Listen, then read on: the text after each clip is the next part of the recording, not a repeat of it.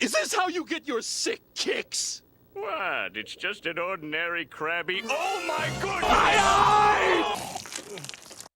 Stephanie Tyler Jones, the gorgeous actress you see on the right, was not the voice actress, but the face model for the lovely Mary Jane, on the left, and Insomniac's Sony exclusive Spider-Man for the PS4. Because Lois, oh my goodness, I said it again. Because Mary Jane is not a model anymore. She's a brave reporter. You are fake news. But this is old news, I know. Everyone's already talked about the disappointing new look that Mary Jane has in the new Spider-Man game. Whether you enjoy it or not, because it's a sequel. It's still a fun game, obviously. But yeah, she looks terrible. Even though Insomniac swears they didn't make any changes to the design, but they obviously updated like the program and the system.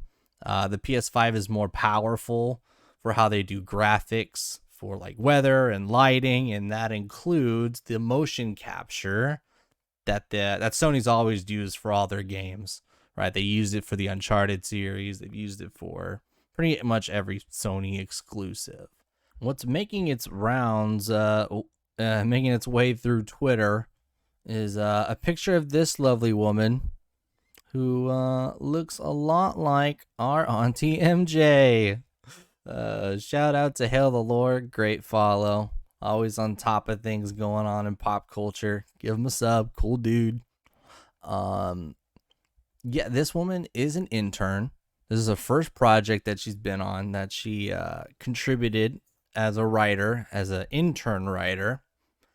And so people are having the reaction that it's a self-insert. Now, is this proof that it is? No, of course not. But people are drawing this conclusion because it's just, there's been way too many coincidences.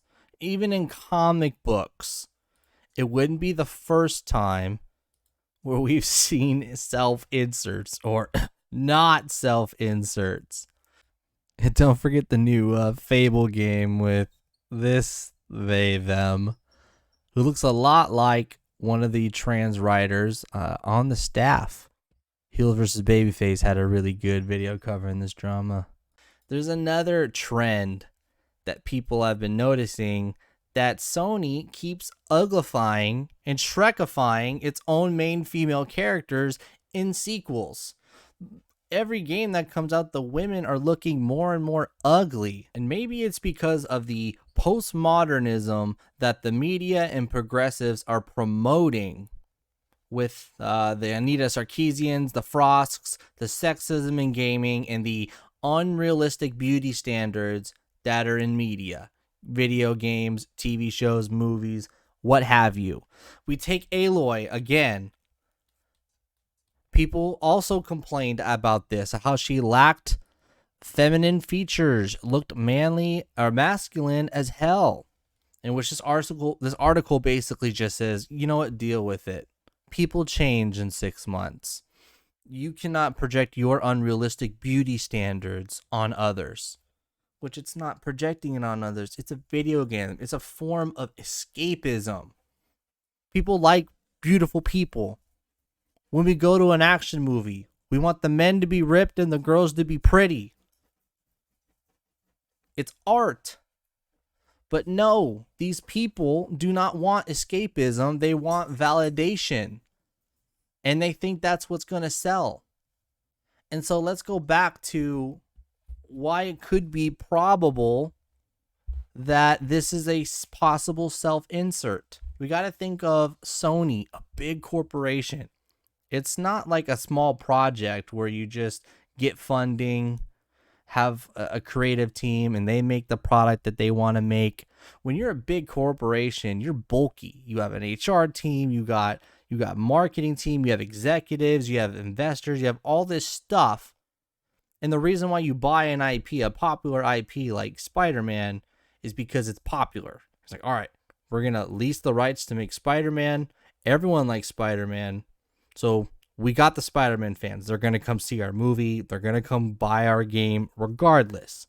But how do we attract more buyers? How do we capitalize on our profits? Right? And so is it so far-fetched to say, how do we get a younger audience? Because this is a year old, but more and more Americans, Gen Z and younger, are identifying as LGBT. So pride and progressivism is marketable, or at least they think it's marketable, which is why they keep promoting it. They keep pushing it. They get existing IPs that people like, and they go, all right, we're going to get the traditional fans and the progressive fans, and we should be able to sell both and make the most amount of money that we can. So is it so far stretched to think, how do we sell to a younger audience?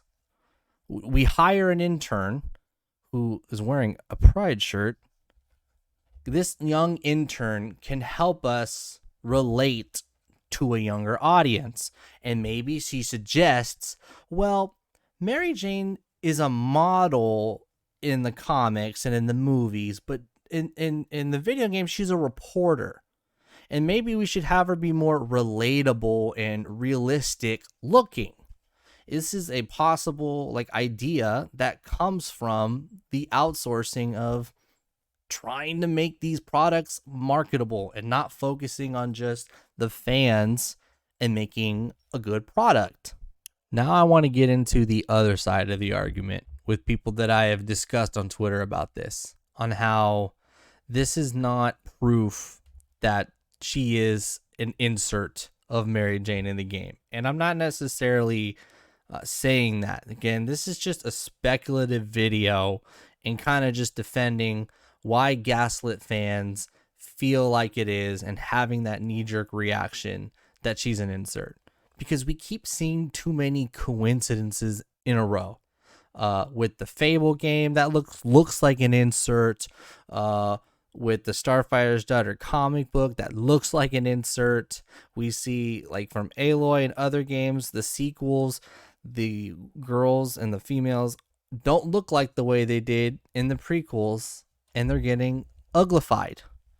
After, we are conspiratorial, right? We're speculating, but at some point, when you keep denying these coincidences, as we see as time goes by, that is also equally as conspiratorial, right? And so in a few years, in a year, when the next sequel of installment comes out, what if this happens again? And it's going to be, remember Jane, remember Aloy? And this is the argument that we're having. But where we can't agree, what I do agree with a lot of people is I think the motion capture technology is garbage. I don't think it's good.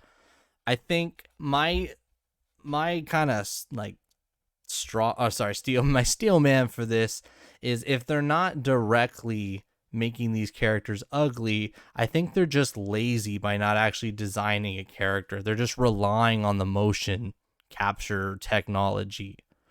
And I don't like that. I like when you create a specific style for the world that you're in and the characters match the world that you created. But when you do the motion capture stuff and you create a world, sometimes they don't blend together. Like, the characters and the NPCs in games don't always match the world in the game that you're playing. And I hope that makes sense. And a good example is Resident Evil 2 remakes. This is the face model for Claire Redfield. Oh, wrong one, my bad. And even her jaw, dude. Her jaw is huge when you rely on the motion capture stuff, and there are mods that clean it up and make her look like the actual actress, right? The actual model. And so I think that it's a bit of laziness on Sony's part to just solely rely on the motion capture because it looks ugly. I don't like it. Thank you for watching this video. Let me know your thoughts. Do you still think she's a self-insert? Or do you think maybe it's just laziness on Insomniac's part? Thank you for watching this video, and you have a good night.